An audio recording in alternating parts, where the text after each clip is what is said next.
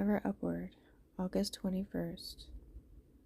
As ye have therefore received Christ Jesus the Lord, so walk ye in him. Colossians 2:6. This means that you are to study the life of Christ. You are to study it with as much more earnestness than you study secular lines of knowledge, as eternal interests are more important than temporal, earthly pursuits.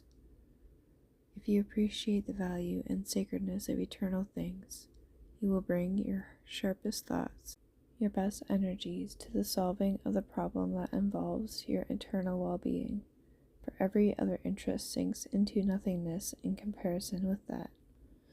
You have the pattern, Christ Jesus. Walk in his footsteps. Add to your faith virtue, 2 Peter 1:5. There is no promise given to the one who is retrograding. The apostle in his testimony is aiming to excite the believers to advancement in grace and holiness. They already profess to be living the truth. They have a knowledge of the precious faith. They have been made partakers of the divine nature.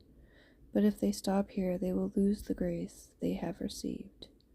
Truth is an active, working principle, molding the heart and life so that there is a constant upward movement. In every step of climbing, the will is obtaining a new spring of action. The moral tone is becoming more like the mind and character of Christ. The progressive Christian has grace and love which passes knowledge, for divine insight into the character of Christ takes a deep hold upon his affections.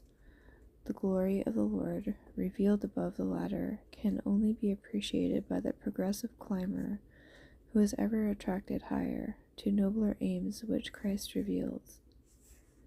The steps upward to heaven must be taken one at a time.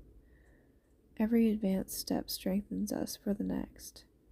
The transforming power of the grace of God upon the human heart is a work which but few comprehend because they are too indolent to make the necessary effort.